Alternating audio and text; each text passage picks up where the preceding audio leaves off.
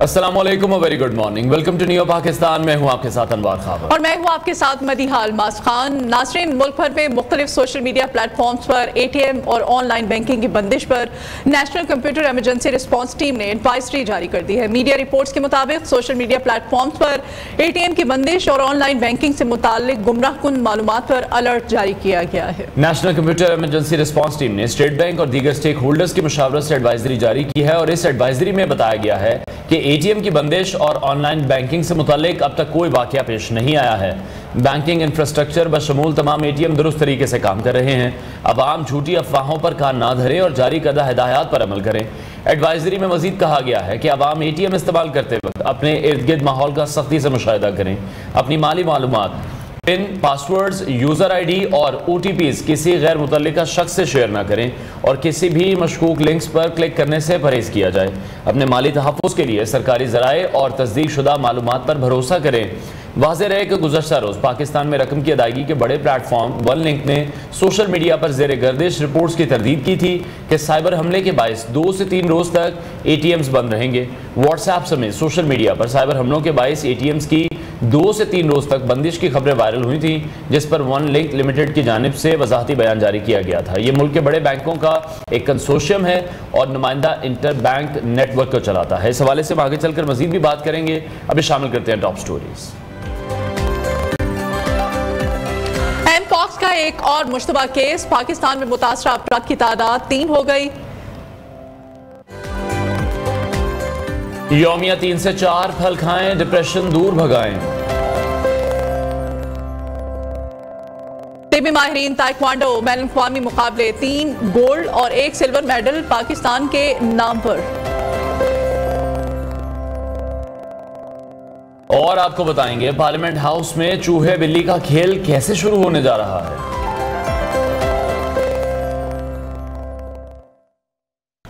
नाज़रीन, बढ़ते हैं अपने सेगमेंट 1 की तरफ। तो इस्लामाबाद के पिम्स हॉस्पिटल में मॉन्की पॉक्स का एक मुश्तबा केस रिपोर्ट हुआ है। बताया जा रहा है कि मुतासरा शख्स 47 साल आज़ाद कश्मीर का रिहायशी है और हाल ही में सऊदी अरब से पाकिस्तान आया है। Focal person doctor Naseem Akhtar ने तस्दीक की है कि मुतासरा शख्स के samples national institute of health को भेज दिए गए हैं। इससे पहले 16 अगस्त को खैबर पख्तूनख्वा में मॉन्की पॉक्स के 2 मजीद केसेस रिपोर्ट हुए थे, जिसके बाद मुल्क भर में मुतासरा अफराद की तादाद 3 हो गई। National command and operation centre ने इस मर्ज के फैलाव को रोकने के लिए एडवाइजरी जारी की थी। मॉन्की पॉक्स की 2 अहम इकसाम है, क्लैड 1 और क्लैड 2। मौजूदा सूरत हाल में क्लैड 1B की किस्म ज्यादा मुहलिक समझी जा रही है। ये नई किस्म पिछले साल के दौरान तेजी से फैली है और आलमी सतह पर तशवीश का बायस बनी हुई है। वर्ल्ड हेल्थ ऑर्गेनाइजेशन ने इस बीमारी को बैनुल-अक़वामी तशवीश की पब्लिक हेल्थ इमरजेंसी करार दिया है। एमपॉक्स की अलामात क्या हैं, इसकी तशखीस कैसे होती है, इसका इलाज और इससे बचाव कैसे मुमकिन है, इस सब पर बात करने के लिए हमारे साथ मौजूद हैं माहिर वबाई अमराज डॉक्टर राना जवाद असगर साहब ने हमें ज्वाइन किया। डॉक्टर साहब, बहुत शुक्रिया आपके वक्त के लिए। मंकी पॉक्स की जो मौजूदा सूरत हाल है, फैलाव की तशखीस के हवाले से आपकी क्या तशवीश है कि आपके ख्याल में पाकिस्तान में भी इस बीमारी के फैलाव का रुझान बढ़ रहा है? जी, बहुत शुक्रिया आपने प्रोग्राम में इनवाइट करने का। जैसे आपने बिल्कुल बताया है कि ये बीमारी बड़ी तेजी के साथ, स्पेशली क्लेड 1B जो पहले से ज़्यादा ख़तरनाक है, ये बड़ी तेज़ी से अफ्रीका के कुछ मुल्कों में बढ़ रही है और इसी वजह से वर्ल्ड हेल्थ ऑर्गेनाइजेशन ने इसको international public health emergency of international concern करार दिया है। तो इससे ये फ़ायदा होता है कि ये जो आलमी अदारे हैं और ममालिक हैं वो अपने रिसोर्सेज जल्दी मोबिलाइज कर सकते हैं, उनको ये इख्तियार मिल जाता है ताकि इस बीमारी को लोकलाइज तरीके के साथ ही ख़त्म किया जा सके। इसका कोई भी इन्फेक्शियस डिजीज हो, कोई भी मोतदी बीमारी हो, उसने अगर वो बाकी मुल्कों में फैल रही है तो आखिर एक दिन उसने आपके मुल्क में पहुंच जाना ही होता है। आप बॉर्डर पे उसको रोक नहीं सकते। तो इस वजह से ये बिल्कुल सही बात है कि हम फुल्ली एक्सपेक्ट करते हैं कि पाकिस्तान में जो इवन क्लेड 1B है उसके भी केसेस हमें अगले आने वाले दिनों में मिल सकते हैं। अच्छा डॉक्टर साहब, ये मॉन्की पॉक्स की जो क्लेड 1B का आप बता रहे हैं, मौजूदा सूरत हाल पर आपकी क्या राय है? आपने कहा कि आइंदा आने वाले दिनों में ये भी मुल्क में आ सकता है, मतलब अभी तक आया नहीं है, अभी क्लेड 1 से मुतासिर हो रहे हैं। देखिए, जो पाकिस्तान में अभी पिछले साल जो पाकिस्तान में 9 केसेस मंकी पॉक्स के आइडेंटिफाई हुए थे और वो सारे जो थे उनमें से एक की डेथ हुई थी, वो सारे क्लेड 2 वाले के थे। क्लेड 2 जो है वो इतना ज्यादा खतरनाक नहीं होता। पिछले साल यानी कि 2023 के सितंबर में क्लेड 1 के अंदर म्यूटेशन हुई और जिससे ये क्लेड 1B बना। अब 1B जो है उसकी वजह से ये ज्यादा आसानी से एक इंसान से दूसरे इंसान को लग रहा है और ये खतरनाक भी थोड़ा सा ज्यादा हो गया है पहले की निस्बत और बड़ी तेजी के साथ अफ्रीका के 18 मुल्कों में फैला है और उनमें से कुछ ऐसे मुल्क भी हैं जहां पहले ये नहीं होता था। तो इसी वजह से ये खतरा है कि अगर उधर फैल रहा है तो eventually it's a matter of time कि बाकी मुल्कों में भी ये पहुंच जाएगा। ठीक है, तो डॉक्टर साहब सिम्टम्स क्या होते हैं इसके कि लोग अपने तौर पर फिर एहतियात कर सके, उन्हें अंदाजा हो जाए उन्हें हो रहा है या किसी को हो रहा है? देखिए, इसके सिम्टम्स बड़े टिपिकल हैं। जिस तरह जैसे बुखार होगा, फिर जिस्म पे रैश निकलेगा, रैश में दाने बनेंगे और जिस्म के किसी भी हिस्से पे दाने बन सकते हैं। उन दानों में पीप पड़ेगी, फिर वो जिस तरह आप कहते हैं क्रीड उसके ऊपर आएगा और उसके बाद वो इवेंचुअली हील हो जाएंगे। तो ये और अब ये अलामात मिलती जुलती हैं चिकन पॉक्स के साथ। तो चिकन पॉक्स में भी बच्चों को दाने वाने निकलते हैं। फर्क इसमें ये है कि ये थोड़ा सा शदीद होगा और इसमें आपको जिस्म के अंदर गिल्टियां भी नजर आएंगी, खास तौर पे आपके बगलों के नीचे। हमारे लिम्फ नोड्स होते हैं तो जो भी किसी बीमारी के साथ जब वो फाइट कर रहे होते हैं तो वो स्वलन कर जाते हैं, तो जो गिल्टियों की सूरत में आपको महसूस होते हैं। तो ये एक बड़ी अलामत हैं। तो अगर एक एडल्ट शख्स को जिसे पहले चिकन पॉक्स पहले जिंदगी में निकल चुका है या ऐसे बच्चे को जिसको चिकन पॉक्स पहले निकल चुका है उसको रैश हो रहा है, तो ये काफी बड़ा टेल टेल साइन है और हमें उसको बाकायदा डॉक्टर के पास लेके जाना चाहिए। तो इससे बचाव की क्या एहतियाती तदाबीर क्या हो सकती हैं? जी हाँ, इससे बचने के लिए वो सारी तदबीर, ये बेसिकली ये थ्रू हम जिसे कहते हैं ड्रॉपलेट इन्फेक्शन। ड्रॉपलेट इन्फेक्शन ये होती है कि आपके हाथों से आप जब सांस लेते हैं तो कतरे थोड़े से जो आपके सांस के साथ होते हैं वो आपके इर्द गिर्द गिर जाते हैं, तो आपके आने करीब वाली जगह, आपके कपड़े, आपके बर्तन वो कंटेमिनेटेड हो जाते हैं। तो अगर ऐसा कोई मरीज है तो उसके बर्तनों, उसके तौलिया और उसके जख्मों को हाथ लगाने से गुरेज करें, अनलेस के आपने वो दस्ताने वगैरह पहने हो। और कोविड वाला एहतियात की जरूरत नहीं है, वो वाला डर नहीं है इसके अंदर, मैं ये क्लियर करना चाहता हूं, लेकिन ये टच वाला है, आप उसको टच ना करें। ठीक है, तो डॉक्टर साहब अभी जो ओवरऑल सिचुएशन है उसमें मंकी पॉक्स के केसेस की तादाद पाकिस्तान में कितनी है और उनकी जो हालत है उसकी क्या तफसीलात हैं, और अगर इन केसेस की हम तशखीस की बात करें, इलाज की बात करें, उसमें भी कोई हर्डल्स हैं? नहीं, एक तो देखिए इसकी जो अलामत है जिस तरह मैंने बताया बड़ी क्लैरिटी के साथ है। रैश होगा, दाने निकलेंगे तो काफी आपको शक हो जाएगा विदाउट इवन लैब टेस्ट कराए। इसके टेस्ट अवेलेबल हैं पाकिस्तान में, NIH है मेन जो रेफरेंस लैब है, बाज़ सूबाई जो रेफरेंस लैब्स हैं वहां पे भी इसके इंतजामात मौजूद हैं। तो ये टेस्ट अवेलेबल है थ्रू गवर्नमेंट के जो सिस्टम्स हैं उसके अंदर ये हो जाते हैं। पाकिस्तान में अभी तक इस साल 3 केसेस रिपोर्ट हुए हैं, जैसे आपकी रिपोर्ट बता रही थी। एटलीस्ट एक के बारे में उन्होंने कहा है कि वो क्लेड 1B नहीं है, वो प्रोबेबली क्लेड 2 थी, वो थी, तो ये खतरनाक वाला या तो जिसे हम कह रहे हैं मंकी पॉक्स 2024 का 1B उसमें नहीं था। बाकी 2 का अभी तक पब्लिक नहीं है कि वो कौन सा उसके अंदर क्लेड था।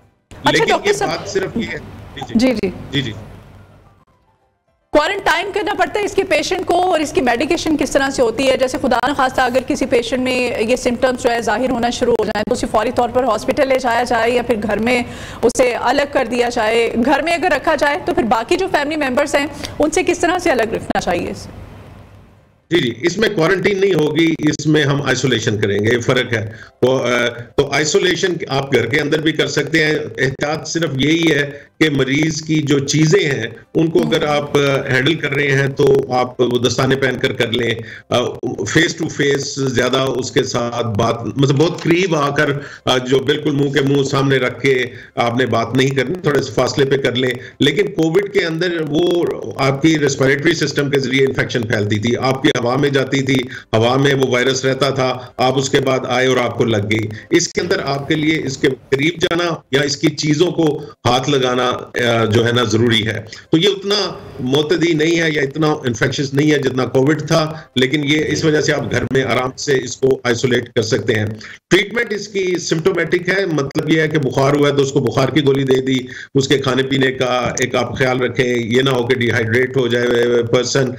एंटीवायरल मेडिसिन मौजूद हैं, दुनिया के चंद महदूद मुल्कों में दी जाती हैं, लेकिन बाकी मुल्कों में इसका सिम्टोमेटिक ट्रीटमेंट सही। ठीक है, तो डॉक्टर साहब आप अभी किस तरह से देख रहे हैं बैनुल अक़वामी, जब हम हेल्थ और वर्ल्ड हेल्थ ऑर्गेनाइजेशन की बात करें, उन्होंने तो इसको इमरजेंसी करार दे दिया है, वो तो इकदाम इस हवाले से ले रहे हैं। पाकिस्तान आप किस तरह से देख रहे हैं, इसमें कैसे शामिल हो सकता है, या पाकिस्तान में इकदाम अभी तक कहां तक हैं?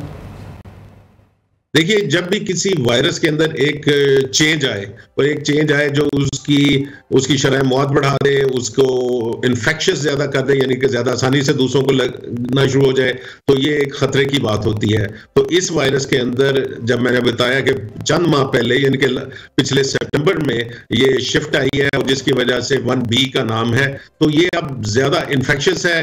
तो इस वजह से खतरा ये है कि अगर इसको हमने अभी से कंट्रोल ना किया तो बड़ी जल्दी ये तमाम दुनिया में फैल जाएगा और ज्यादा बड़ी मसलन ज्यादा लोगों को मुतासिर करेगा।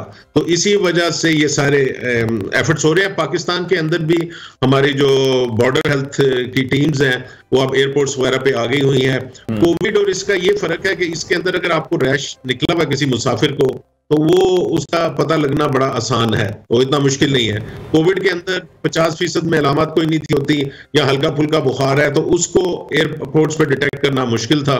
इसको निस्बतन उसके आसान है, और मेरे ख्याल से जो 3 केसेस हमने डिटेक्ट किए हैं उनमें से एटलीस्ट 1 या 2 जो है वो आपके एयरपोर्ट वालों ने ही, जो हेल्थ टीम्स हैं उन्होंने आइडेंटिफाई किया है।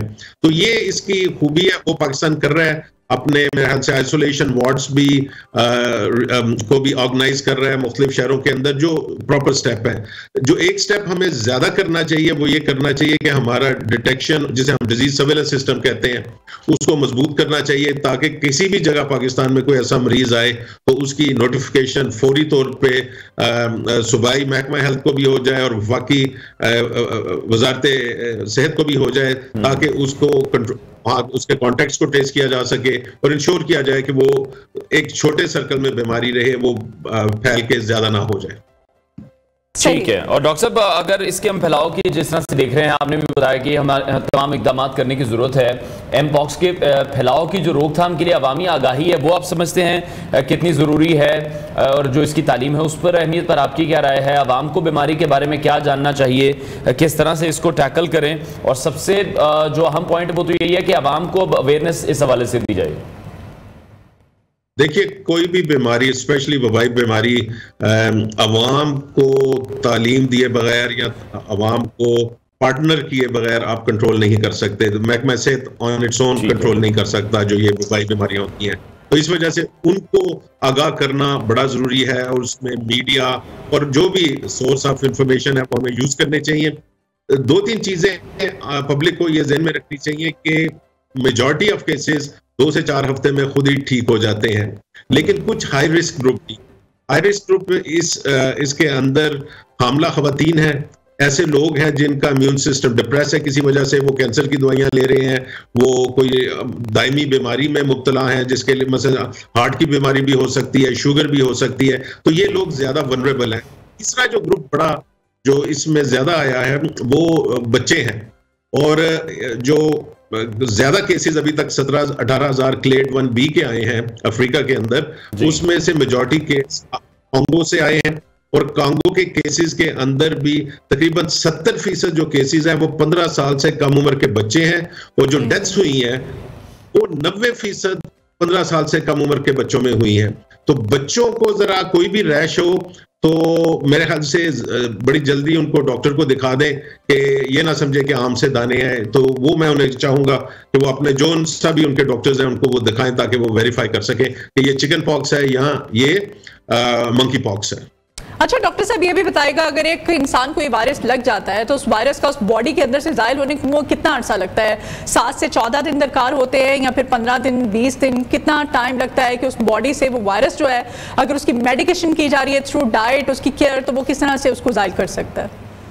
देखिए, जो नॉर्मल है वो 2 से 4 हफ्ते है। बाज लोगों के अंदर जो आपके जो वो हील हो जाएंगे, जख्म ठीक हो जाएंगे, दाने ठीक हो जाएंगे, तो उसके 3 हफ्तों तक भी बाज दफा वायरस रहता है। लेकिन इसका लॉन्ग टर्म इफेक्ट बॉडी के ऊपर कोई नहीं है। कोविड ने हमें हमारी बॉडी के लॉन्ग टर्म सिस्टम्स को डैमेज किया, हमारे सर्कुलेटरी सिस्टम को डैमेज किया, हमारे ब्रेन को डैमेज किया, हार्ट को किया। इसका उस तरह का लॉन्ग टर्म कॉन्सिक्वेंस एटलीस्ट अभी तक हमें इल्म नहीं है। ठीक है। और डॉक्टर साहब, लास्ट कमेंट में आपसे चाहूंगा कि इस हवाले से कोई स्पेशल वैक्सीन अभी तक तैयार की गई है या नहीं? जी, वैक्सीन इसकी अवेलेबल हैं, और वो इस वजह से अवेलेबल हैं कि जो स्मॉल पॉक्स या बीमारी थी जो रेडिकेट हमने दुनिया से कर दी हुई है, तो उसकी जो वैक्सीन थी वो इसके लिए भी इफेक्टिव है। थोड़ी सी उसको मजीद मॉडिफाई भी किया गया है, तो 2 वैक्सीन इस वक्त मौजूद हैं। लेकिन चिकन पॉक्स की वैक्सीन करें आप?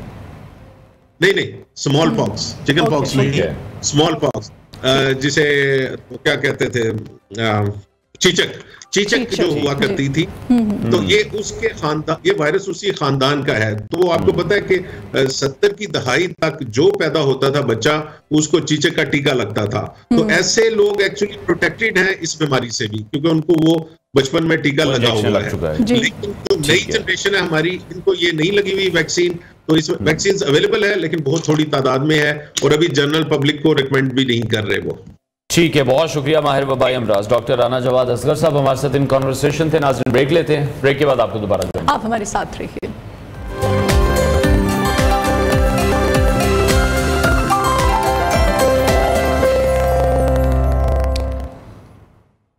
Welcome back new Pakistan. और नाज़रीन, अभी आपको इंटरेस्टिंग स्टोरी के बारे में बताएंगे। पार्लियामेंट में वैसे तो चूहे बिल्ली का खेल तो जारी रहता है, लेकिन आज हम बात करेंगे असली वाले चूहे बिल्ली के खेल का, जो कि पार्लियामेंट में शुरू होने जा रहा है। जी हाँ, आपने सही सुना है। कैपिटल डेवलपमेंट अथॉरिटी ने पार्लियामेंट हाउस में चूहों के बढ़ते हुए मसले से निजात हासिल करने के लिए एक जामे मंसूबा तैयार किया है। और मंसूबा ये है कि CDA ने चूहों के शिकार के लिए शिकारी बिल्लियों की खिदमत हासिल करने का फैसला किया। और CDA ने चूहे पकड़ने और शिकारी बिल्लियों की खिदमत के लिए 12 लाख रुपए का बजट मुख्तस किया है। बिल्कुल ऐसी, और इस बजट में हम देख रहे हैं कि शिकारी बिल्लियों की खरीदारी, उनकी देखभाल और चूहे पकड़ने के लिए जरूरी साजो सामान भी शामिल है। ये तैयारियां इस वक्त CDA की जानिब से की जा रही हैं, और CDA चूहे पकड़ने के लिए ऐसी खुसूसी शिकारी बिल्लियों की खिदमत लेगा जो कि चूहे खाने में माहिर है। हालांकि बहुत से ऐसे माहिर हैं जो कि पार्लियामेंट में भी मौजूद है। कहा जा रहा है कि ये बिल्लियां पार्लियामेंट हाउस में चूहों के खात्मे के लिए कलीदी किरदार अदा करेंगी। और ये मसला आज से नहीं है, काफ़ी साल गुजर चुके हैं। इस मसले को,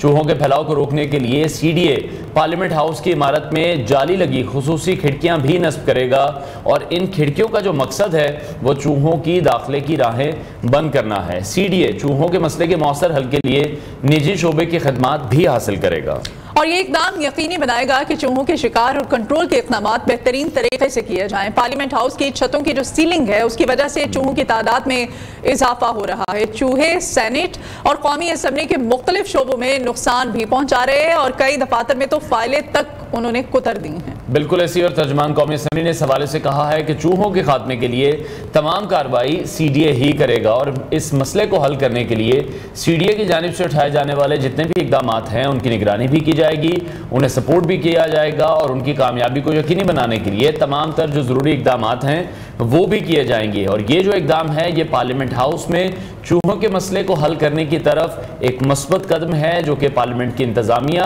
और अमले की सहूलत और सेहत के लिए बहुत ज़्यादा इंपॉर्टेंट है। और बहुत देर से ये इशू जो है पेंडिंग है, बहुत अरसे से मीडिया भी इस तमाम मसलों को रिपोर्ट करता रहा है कि पार्लियामेंट के अंदर ये देखने में आया कि बहुत से चूहे मौजूद हैं, जिसकी वजह से जो अरकान पार्लियामेंट हैं उनकी बहुत बार चीखें निकल गई। हालांकि आवाम की महंगाई से चीखें तो उन्हीं नुमाइंदों ने निकलवाई हैं, लेकिन इन चूहों ने शायद आवाम अवाम का भी कभी ना कभी थोड़ा सा बदला जरूर लिया है उन तमाम नुमाइंदों से जिनको अवाम ने इलेक्ट करके इन ऐवानों में भेजा है। तो सेनेट और कौमी असेंबली के मुख्तलिफ शोबों में काफ़ी नुकसान पहले ही पहुंच चुका है और अब इस नुकसान से बचने के लिए ये तमाम तर जो कार्रवाई है वो की जा रही है और जो टॉम एंड जेरी का खेल है वो अब शुरू होने वाला है, और वो पार्लियामेंट में शुरू होने जा रहा है। टॉम एंड जेरी का खेल और 12 लाख रुपए का बजट जो है मुख्तस किए गए, यानी 12 लाख रुपए की बिल्लियां जो है अब हायर की जाएंगी, वहां पर बिल्लियां लाई जाएंगी, शिकारी बिल्लियां होंगी जो कि चूहे पकड़ेंगी। और चूहे जो है, हैरत की बात है, अब तक की जो रिपोर्ट सामने आ रही है, कहा जा रहा है कि फाइलें उतरी हैं, लेकिन जो पार्लियामेंट की कैंटीन है जहां पर ये पार्लियामेंटेरियंस बहुत सस्ते खाने खाते हैं और बड़े अच्छे खाने खाते हैं, वहां तक अभी कोई चूहा रिपोर्ट हमें नहीं हुआ है। तो अब इन चूहों को पकड़ने के लिए चूहों को कहीं ना कहीं से खबर मिल गई है कि अब ये जो सस्ता खाना है, ये मुफ्त खाना है, ये पार्लियामेंट से ही मिलता है। बिल्कुल। और चूहे जो है अब पार्लियामेंट पे उन्होंने हल्ला बोल दिया है। अब हल्ला उन्होंने इस तरह से बोला है, इनको पकड़ने के लिए शिकारी बिल्लियां जो है वो हायर की जा रही हैं। 12 लाख रुपए की बिल्लियां आप करेंगी क्या? अब बिल्लियां देखे चूहों के साथ मिलकर अब ये मुफ्त का खाना उड़ाएंगी अनवार, या फिर वाकई इन चूहों का शिकार करेंगी? क्योंकि शायद उन चूहों को भी अंदाजा है कि जो अवाम है वो महंगाई के मारे में उनके घरों में से कुछ नहीं मिलेगा, अगर कुछ खाने के लिए मिलेगा तो वो उन्हें असेंबली फ्लोर से ही मिलेगा, पार्लियामेंट से मिलेगा, जहां पर और अच्छा तमाम ऐवान के नुमाइंदगान मौजूद हैं जो कि पाकिस्तानी अवाम को रिप्रेजेंट करते हुए हमें दिखाई देते हैं। ब्रेक लेते हैं नाजरीन, ब्रेक के बाद आपको दोबारा ज्वाइन हमारे साथ रहिए।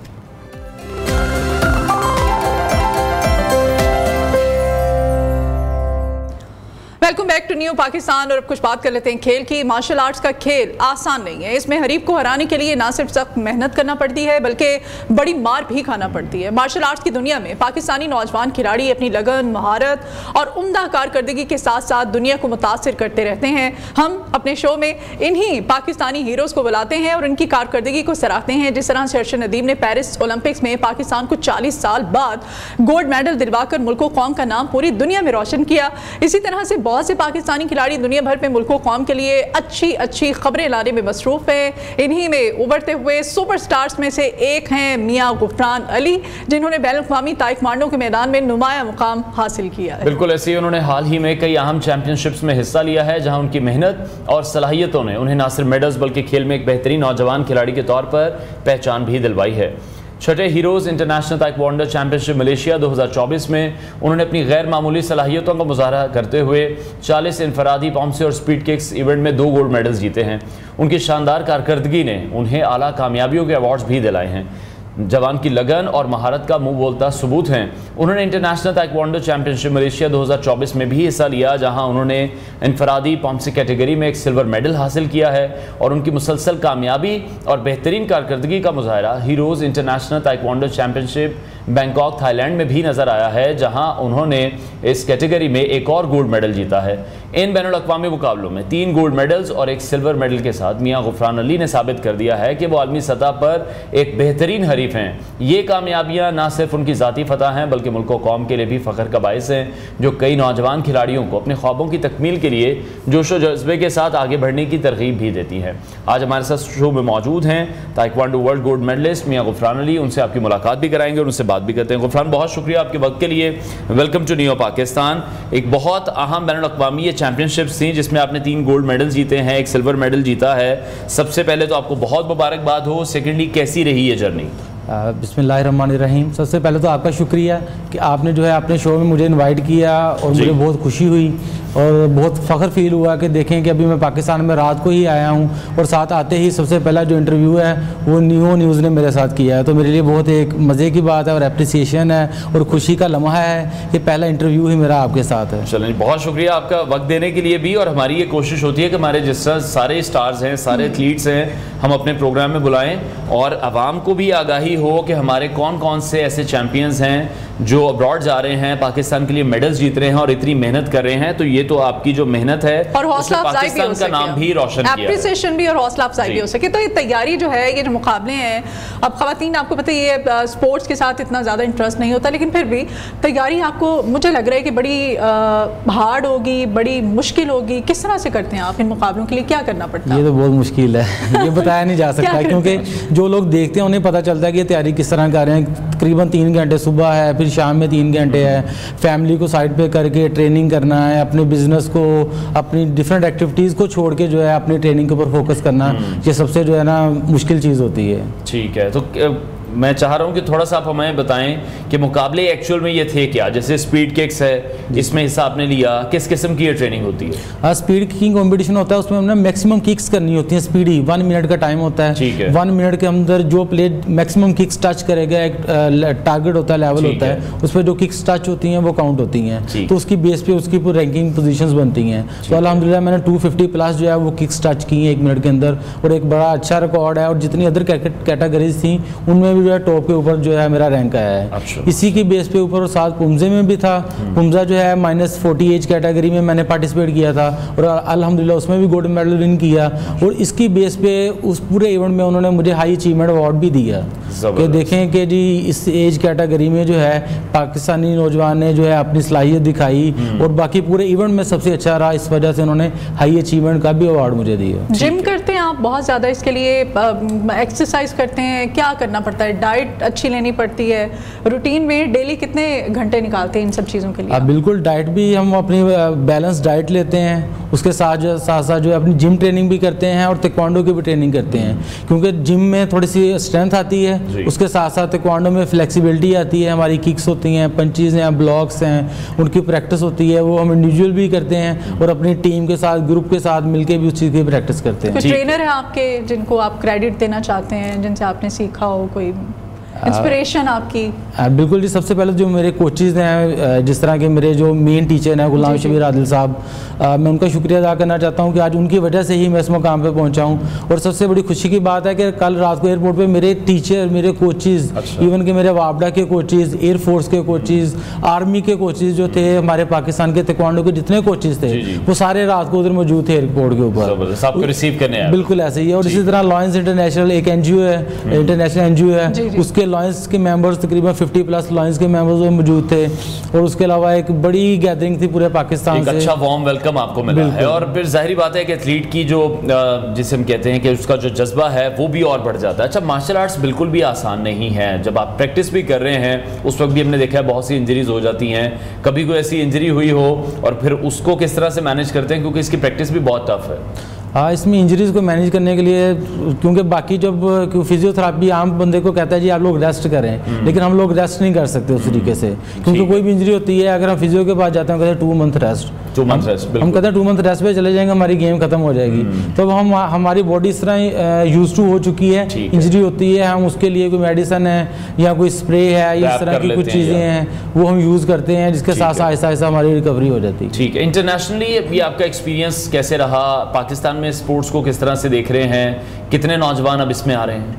पाकिस्तान में अभी काफ़ी लोग, जिस तरह अर्शद नदीम है ऊपर गया है, उसके बाद काफ़ी लोग स्पोर्ट्स की तरफ आ रहे हैं। कुछ एक स्पेसिफिक गेम थी क्रिकेट, उससे निकल के तो अब डिफरेंट स्पोर्ट्स की तरफ लोग जा रहे हैं, तो बड़ी एक हेल्दी एक्टिविटी है। लेकिन अगर मैं फॉरेन कंट्रीज़ की बात करूं तो उधर कंपटीशन बहुत ज़्यादा टफ है। पाकिस्तान में इतना ज़्यादा कंपटीशन टफ नहीं है, इसी वजह से जब हम पाकिस्तान में प्ले करते हैं तो हम ईजिली विन कर देते हैं, और जब हम आउट ऑफ कंट्री जाते हैं तो उधर जो हम लूज इसी वजह से करते हैं कि उधर कंपटीशन बहुत टफ है। वहाँ से भी जीत के आए हैं, वहाँ से भी आपने गोल्ड मेडल लिए, छक्के तो आप उनके भी छुड़ाए हैं। ये तो फिर देखे जी मेहनत है। बिल्कुल। अच्छा, मुश्किलात क्या गुफरान पेश आती हैं जब आप बाहर जाते हैं खेलने के लिए? तो क्या चैलेंजेस आपको जो फेस करना पड़ते हैं? सबसे पहले तो हमें जो है ना फाइनेंशियल सपोर्ट नहीं मिलती पाकिस्तान की तरफ से। इवन के भी जो है 3 कंपटीशन में पार्टिसिपेट किया है, मेडल्स भी हैं, लेकिन गवर्नमेंट की तरफ से 0% सपोर्ट है। किसी ने कुछ भी नहीं कहा, ना किसी ने इन्वाइट किया है, ना इवन के एयरपोर्ट पे भी कोई भी गवर्नमेंट का कोई भी बंदा ऑफिशियल बंदा नहीं आया हमें रिसीव करने के लिए, और ना ही फाइनेंशियली सपोर्ट है। एक प्लेयर के लिए जो मेन चीज़ पार्ट करती है वो है फाइनेंशियल। ठीक है, अगर उन्हें कोई फाइनेंशियली सपोर्ट की जाएगी देन ही वो प्लेयर आगे जा सकते हैं, क्योंकि अगर उनके पास कोई कैश है या पेमेंट होगी तो ही वो अपनी डाइट भी कंट्रोल करेंगे, अपनी ट्रेनिंग के ऊपर भी फोकस करेंगे। क्योंकि एक प्लेयर जब वो इन चीज़ों में गिरा होता है ना, तो वो अपनी फैमिली को भी थोड़ा सा पीछे लेके जा रहा होता है, अपना फोकस अपनी गेम पे कर रहा होता है। एक बहुत मुश्किल है, एक जो ये जो प्लेटफॉर्म है ना, बहुत बैलेंस करना बहुत मुश्किल है। ठीक है, तो गुफरान, जैसे हम दूसरे स्पोर्ट्स में भी देखते हैं, इवन आपके स्पोर्ट की भी अगर बात करें, डिफरेंट कंट्रीज के साथ एक पूरा कॉन्वॉय जाता है, किसी का साइकेट्रिस्ट साथ है, फिजियोथेरेपिस्ट साथ है, कोच भी साथ है, 1-2 और लोग साथ हैं, टीम को मैनेज करने के लिए लोग होते हैं। आप अकेले गए थे, आपके साथ भी कोई लोग गए थे, कोई टीम साथ थी या नहीं थी? हाँ। फिजियो वगैरह तो कोई नहीं था हमारे साथ। ठीक है, और हमारी जो टीम थी उसको कोच भी मैं ही था। अच्छा, ठीक है। अपनी टीम को मैं प्ले कर रहा था, कोचिंग भी कर रहा था, अपना कंपटीशन भी और बाकी टीम को भी साथ लेके चल रहा था। मतलब ये सब कुछ आप ही थे, साथ साथ फिर लेके चलना मुश्किल, बल्कि डबल टफ हो जाता है। पाकिस्तान से कितने प्लेयर्स? पाकिस्तान से 7 प्लेयर्स थे हम लोग। ठीक है, 7 लोग थे आप, ठीक है। तो किस तरह से फिर चीज़ों को मैनेज करते रहे, क्योंकि आसान काम नहीं है, अपनी गेम भी खेलनी है, कोचिंग भी करनी है। इंडिविजुअली आप लोग गए हैं या आप लोग किसी डिपार्टमेंट की तरफ से गए हैं? हम लोग तो इंडिविजुअली गए हैं, लेकिन हमें एनओसी लेना पड़ती है अपने डिपार्टमेंट से। जिस तरह मैं पाकिस्तान वापडा से बिलोंग करता हूँ, तो उसके लिए पहले मुझे फेडरेशन ने एनओसी जो है वो पाकिस्तान वापडा से एनओसी ली, और वो एनओसी की बेस पे हम गए हैं, अदरवाइज हम बाहर। और सिर्फ एनओसी मिला, कोई सपोर्ट नहीं मिला? एक्सपेंडिचर जो अखराजात होते हैं वो सब किस तरह से आप उनको? वो हमने अपनी पॉकेट से किया है, खुद सारा खुद किया है। तकरीबन 6 लाख प्लस जो है वो हमारा एक्सपेंस आया है, और वो हमने अपनी पॉकेट से ही किया है इंडिविजुअली। इसमें कोई सपोर्ट नहीं है अभी तक, कोई किसी किस्म की 0% सपोर्ट है किसी भी तरह। तो जब आप वापस आए हैं उसके बाद भी आपको किसी ने अप्रोच नहीं किया?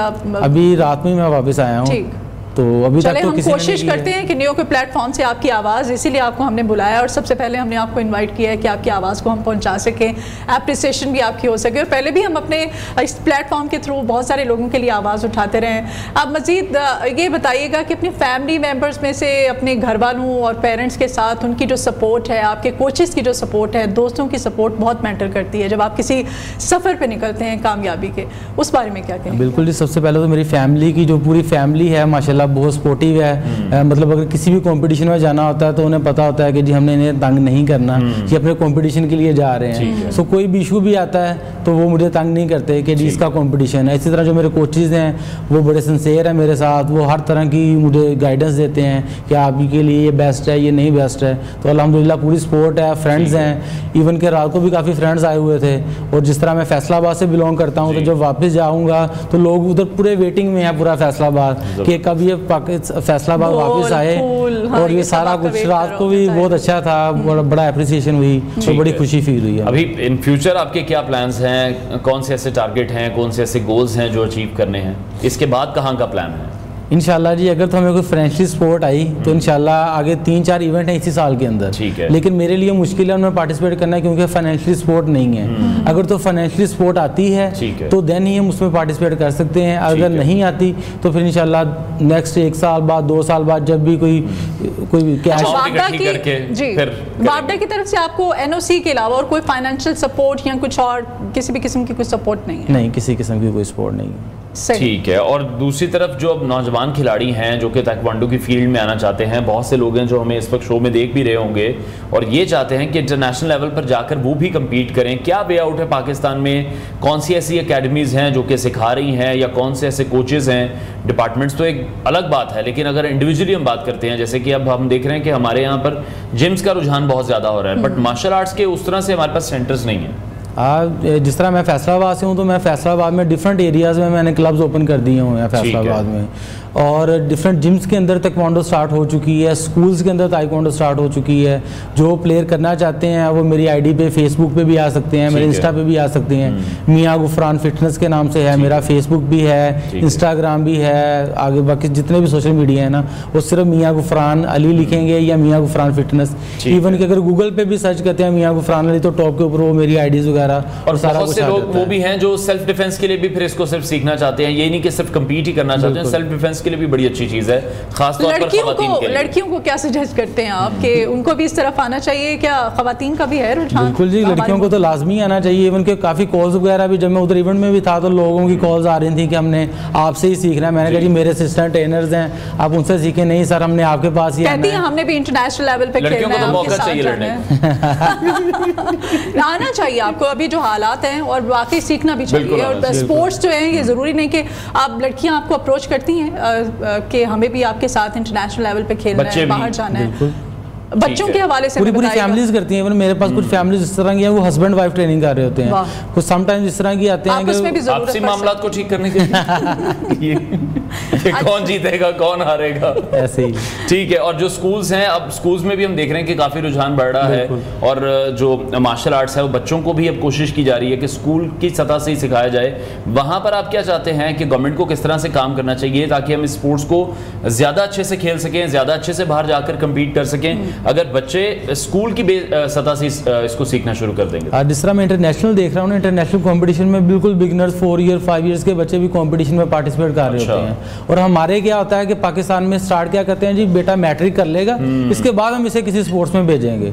उसकी जो है वो पीक टाइम की एंडिंग हो रही होती है और उसको स्पोर्ट्स में हम एंटर कर रहे हैं। वो उसकी वजह ये भी है ना कि हमारे स्कूल्स के जो ग्राउंड्स थे, जो हमारे ज़माने में थे, हम स्कूल में कितने बड़े बड़े ग्राउंड्स होते थे, हम खेलते थे, स्पोर्ट्समैन एक स्पिरिट होता था हमें। अब वो स्कूल्स की बिल्डिंग्स बहुत महदूद हो गई हैं, उसमें नहीं है, ग्राउंड ही नहीं है स्पोर्ट्स के लिए, बच्चों के लिए। बच्चों की कोई हेल्दी एक्टिविटी नहीं है तो बच्चे किस तरह से करेंगे? फिर माओ का जो किरदार है उसमें, वो भी उनकी सपोर्ट, उनको बाहर ले, बच्चे आजकल टैब और फोन तक महदूद हो गए हैं। बिल्कुल, ऐसे ग्राउंड्स में उनके जाने का रुझान नहीं है। और एक और बड़ा मिसकॉन्सेप्ट है, वो भी मैं चाहूंगा आप क्लियर करें कि जी हमने सर्टेन एज से पहले एक्सरसाइज शुरू नहीं करनी है, कद रुक जाता है। कोई इशू नहीं है, आप हर एज में 3 साल का बच्चा स्टार्ट कर सकता है। ठीक है, 3 साल से 3, 4, 5 साल हर एज का बच्चा। इवन के अब आउट ऑफ कंट्री में थे तो मैं जिस पूल में, क्योंकि वो कोई होता है पूल, तो उसमें एक फीमेल थी, उसकी एज मेरे ख्याल से 95 प्लस होगी। अच्छा। और वो बंदी स्विमिंग कर रही है और हमसे ज़्यादा अच्छी स्विमिंग कर रही है। और वो अपना, किस कंट्री की बात कर रहे हैं? थाईलैंड की बात कर रहे हैं। थाईलैंड में ना, पाकिस्तान में ऐसा पाकिस्तान में नहीं है। हमारे तो जो फीमेल है ना वो 50 क्रॉस करती है, साथ ही कहती है जी मेरी ज़िंदगी की बस हो गई है, अब मैंने घर का ना कोई काम करना है, मेरी जो बहू आएगी वही आगे वाला काम करेगी, तो मेरी तरफ से एंड है। बिल्कुल ऐसी है। हमने ये तमाम चीज़ें जो इंटरनेशनल गेम्स हैं वहाँ पर भी देखी हैं, वहाँ पर हमने छोटी उम्र के लोग भी देखे हैं, बड़ी उम्र के लोग भी देखे हैं। और लोग अब इसको, जो एज की एक बाउंड्री बना दी गई है स्पोर्ट्स के लिए, मेरा ख्याल है अब वो मायने नहीं रखती है। जैसे पहले की एक सोच थी वो अब तब्दील हो रही है। बिल्कुल टोटली चेंज है अब, जो है ना वो मतलब कि हर एज का बंदा पार्टिसिपेट कर सकता है। 50 के हैं, 40 के हैं, 30 के हैं, 10 के हैं, हर एज कैटेगरी में डिवाइड करना चाहिए हमें प्लेयर को। Just a number game. बिल्कुल, क्योंकि पाकिस्तान में क्या होता है कि हम ना एक ही इवेंट होता है, उसमें हर एज का बंदा आ जाता है। वो क्या होता है कि छोटा बच्चा भी बाहर निकल जाता है, लूज कर जाता है, और बड़ा भी लूज कर जाता है, फिर दरमियान वाला रह जाता है, जिसकी वजह से हमने अपने दोनों पोर्शंस को खत्म कर चुके हैं। उसका बेहतरीन हल ये है कि हमने एज वाइज कॉम्पिटिशंस करवाएं। मींस के -10 एज है, -15 है, 20 है, 40, 50, 60, 70, इवन कि हमें 90 तक जाना चाहिए कि जी 90 के अगर कोई ओल्ड बुजुर्ग है और वो किसी गेम में रह चुका है, उसको अपनी फैमिली को बताना चाहिए कि देखें मैं अभी भी इस काबिल हूँ कि मैं अपनी गेम अपने दोस्तों के साथ खेल सकता हूँ। ठीक है, बहुत शुक्रिया। ताइक्वांडो वर्ल्ड गोल्ड मेडलिस्ट मियां गुफरान अली हमारे साथ इन कॉन्वर्सेशन थे। नाज़रीन, आगे बढ़ते हैं और वतन पर अपनी जान कुर्बान करके मिसाल कायम करने वाले पायलट ऑफिसर निशान हैदर शहीद राशिद मिन्हास का आज 53वां यौम शहादत मनाया जा रहा है। पाक फ़ज़ाए के इस नौजवान ने मुल्क के दिफा की ऐसी दास्तान रकम की जिसे हमेशा याद रखा जाएगा। 20 अगस्त 1971 को राशिद मिन्हास ने तरबियती परवाज़ के दौरान अपनी जान उस वक्त वतन पर कुर्बान की जब वो अपनी तरबियती परवाज़ पर रवाना हो रहे थे कि अचानक उनके इंस्ट्रक्टर मतियुर रहमान तैयारे में सवार हो गए और जहाज़ का रुख दुश्मन मुल्क भारत की जानिब मोड़ दिया।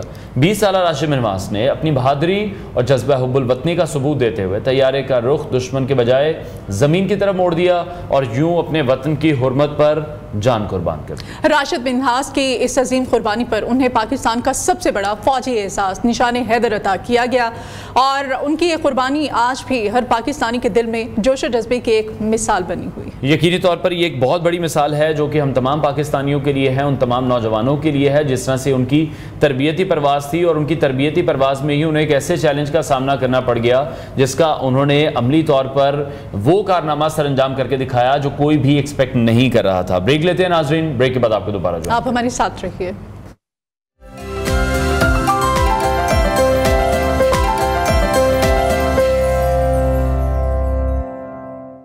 Welcome back to new Pakistan. और कुछ बात करेंगे मुल्की सियासत के हवाले से। अडियाला जेल में सहाफ़ियों से गैर रस्मी गुफ्तगू के दौरान बानी PTI का कहना था कि लेफ्टिनेंट जनरल रिटायर्ड फैज़ हमीद के खिलाफ होने वाली हालिया कार्रवाइयों का मकसद उन्हें मिलिट्री कोर्ट में पेश करना और उनके खिलाफ वादा मुआफ़ गवाह बनाना है।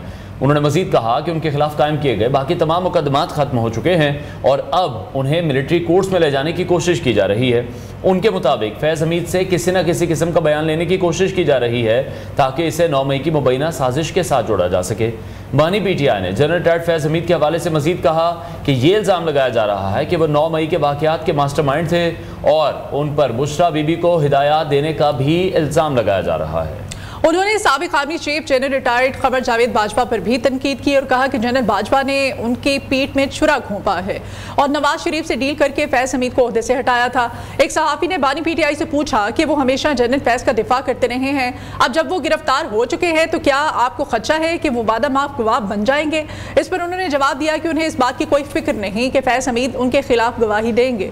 उन्होंने कहा कि फैज हमीद तालिबान के साथ 3 साल तक मुज़ाकरात करते रहे और उन्हें हटाना गलत था। जब एक सहाफी ने पूछा कि अगर आप मिलिट्री कोर्ट चले गए तो तरीके इंसाफ का क्या होगा, जिस पर उन्होंने कहा कि उनकी पार्टी आए रोज मजबूत हो रही है और पार्टी में कोई इख्तलाफात नहीं है। आखिर में जब सहाफियों ने उनसे आर्मी चीफ और दीगर आला अहदेदारों के बारे में सवाल किया तो बानी पीटीआई ने कहा कि उन्होंने जनरल बाजवा की मुकम्मल हिमायत की थी, लेकिन जनरल बाजवा ने उनके साथ धोखा किया। बानी पीटीआई ने चीफ जस्टिस काजी फाइज ईसा के हवाले से भी गुफ्तगू की और उनका यह कहना था कि हुकूमत को डर है कि अगर जस्टिस फाइज ईसा चले गए तो उनकी इलेक्शन चोरी का पर्दाफाश हो जाएगा। गुफ्तगू के दौरान फैमिली कॉर्नर में मौजूद खवातीन के शोर शराबे की वजह से बानी पीटीआई को अपनी बात 3 मरतबा रोकनी पड़ी और आखिरकार वो जल्दी मीडिया टॉक खत्म करके फैमिली कॉर्नर की तरफ चले गए। इसी हवाले से मजीद बात करेंगे। सीनियर तजियाकार ताहिर मलिक साहब ने हमें ज्वाइन किया है। मलिक साहब, बहुत शुक्रिया आपके वक्त के लिए। सबसे पहले बानी पीटीआई की स्टेटमेंट के हवाले से मैं चाहूँगा आप कमेंट कीजिएगा। वो ये कह रहे हैं कि जो तमाम तर मकासद हैं जनरल फैज हमीद के खिलाफ जितनी भी कार्रवाइयाँ की जा रही हैं उनका मकसद सिर्फ एक ही है कि उन्हें मिलिट्री कोर्ट में पेश किया जाए और जो जनरल रिटायर्ड फैज हमीद हैं वो बानी पीटीआई के खिलाफ वादा माफ गवाह बन जाएं, क्योंकि वो कह रहे हैं बाकी मुकदमा तो खत्म हो चुके हैं। अब इस तरीके से ये तमाम काम किया जा रहा है। देखिए तो पाकिस्तान की जो इमरान खान या पीटीआई के हवाले से जो रियासत का नुक्ता नजर है उसमें तो कोई मेरा ख्याल है कोई चीज़ छुपी ढकी नहीं है। अगर आपको याद हो 9 मई से 2-3 रोज बाद जनरल शरीफ जो जब तब मेजर जनरल थे, जो तर्जुमान पाकिस्तान फौज हैं, उन्होंने एक बड़ी क्लियर बात की थी कि पाकिस्तान के लिए ये एक स्याह दिन है और ये हम इस दिन को भूलेंगे नहीं। फिर जब 1 साल हुआ फिर उन्होंने प्रेस कॉन्फ्रेंस की तो उन्होंने एक बात मेरा कोई जो हमारे रियासी इदारे हैं जो उनके तर्जुमान है कोई 100 बार आप सुन चुके हैं कि इस 9 मई को माफ़ नहीं किया जाएगा और इसका हिसाब लिया जाएगा। बल्कि अगर आप आर्मी चीफ की तकारीर भी सुने तो वो भी क्रिस्टल क्लियर है। वो तो कहते हैं इनका जब तक ये जो 9 मई के मुजरम है इनको सजा नहीं मिलती तो हम आगे नहीं जा सकते। तो मेरे ख्याल में जो पॉइंट है वो बिल्कुल क्लियर है। जो रियासत है, जो सरकार है, जो गवर्नमेंट है, उसकी जो डायरेक्शन है, जो सोच है वो बिल्कुल क्लियर है। उसमें 0 टॉलरेंस है, 9 मई पे माफ़ी नहीं है।